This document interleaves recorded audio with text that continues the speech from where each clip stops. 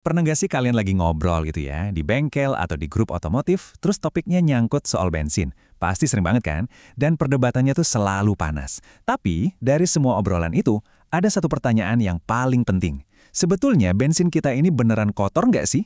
Dan kalau iya, siapa biang keroknya? Apa bener soal oktan atau ada cerita lain di baliknya? Nah, kalimat kayak gini pasti udah sering banget kita dengar, atau bahkan kita sendiri yang ngerasain. Rasanya tuh beda aja gitu. Bensin di sini entah kenapa bikin tarikan berat, atau mesin jadi cepat bergerak. Perasaan ini tuh nyata dan banyak yang ngalamin. Sekarang, yuk kita coba bedah bareng-bareng apa sih akar masalahnya? Soalnya kan, selama ini fokus kita tuh selalu ke angka. Pertalite oktan 90, Pertamax 92, Turbo 98. Seolah-olah angka inilah satu-satunya penentu kualitas. Tapi apa iya sesimpel itu? Jangan-jangan ada tersangka utama lain yang selama ini kita nggak sadari. Mari kita selidiki lebih dalam. Oke, kita mulai dulu dengan geser sedikit fokus kita dari angka oktan yang ada di dispenser SPBU. Karena ternyata kalau kita gali lebih dalam, masalahnya tuh bukan di situ. Jadi gini, gampangnya oktan itu soal stabilitas bensin. Angka oktan yang pas itu penting buat mencegah mesin ngelitik atau knocking, apalagi buat mesin-mesin canggih zaman sekarang. Tapi, ini baru satu sisi dari koinnya. Ada sisi lain yang jauh lebih krusial. Dan, disinilah kita ketemu sama biang kerok yang sesungguhnya. Bukan oktan, tapi sulfur atau belerang. Ini adalah pengotor. Kalau oktan itu soal stabilitas, sulfur ini soal kebersihan. Dan kandungan sulfur yang tinggi inilah yang bikin bensin kita dicap kotor, yang akhirnya jadi kerak di mesin dan menghasilkan emisi yang jahat banget. Nah, ini ada cara gampang buat ngebuktinya. Semacam tes sederhana gitu. Bensin impor itu, kalau ditetesin ke tangan, dia bakal menguap total. Nggak ninggalin bekas. Bersih. Sementara bensin kita, seringkali terasa agak berminyak dan meninggalkan residu. Nah, minyak inilah si sulfur dan pengotor lain yang nggak ikut terbakar sempurna dan akhirnya ngerak di ruang bakar. Jadi jelas ya, ini bukan soal oktan, tapi soal kebersihan. Oke, pertanyaan logis berikutnya adalah, kok bisa kandungan sulfur di bensin kita setinggi itu?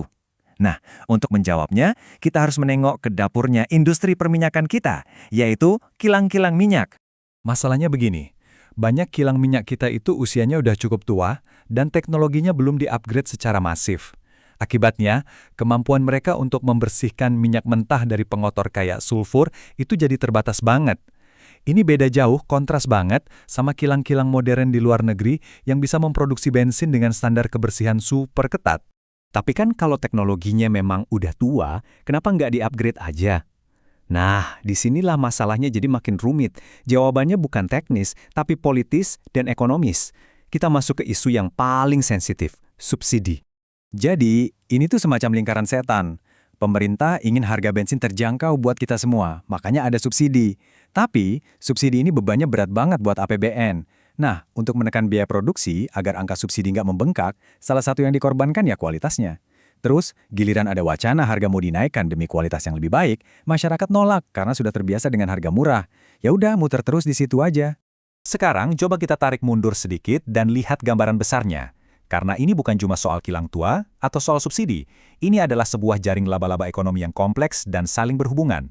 Kelihatan kan benang merahnya? Semuanya nyambung. Mulai dari pendapatan rata-rata masyarakat yang bikin kita butuh bensin murah, pemerintah menjawab dengan subsidi. Subsidi bikin anggaran negara sesak napas, jadi nggak ada dana buat modernisasi kilang. Kilang yang tua menghasilkan bensin kualitas rendah, dan siklus ini terus berulang.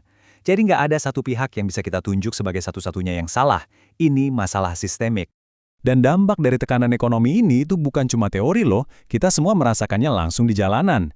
Ingat kan fenomena beberapa waktu lalu di mana Pertalite tiba-tiba terasa jauh lebih boros, dari yang tadinya 10 liter bisa buat 120 km, sekarang cuma dapat sekitar 85 km. Ini bukti nyata banget bagaimana penyesuaian kualitas yang sangat mungkin dilakukan untuk menekan biaya, efeknya langsung terasa sama kita sebagai konsumen. Terus, apa nggak ada jalan keluar dari lingkaran ini? Coba deh, kita intip sedikit ke negara tetangga, Malaysia. Mereka punya pendekatan yang beda banget. Kunci di Malaysia itu, 1. Transparansi. Pemerintah di sana nggak ragu buat menyesuaikan harga bensin sesuai harga pasar dunia, entah itu naik atau turun. Tapi setiap perubahan harga itu selalu diikuti dengan penjelasan yang detail ke masyarakat. Dengan cara ini, mereka nggak perlu mengorbankan kualitas demi menahan harga, dan publik pun jadi lebih paham dan bisa menerima.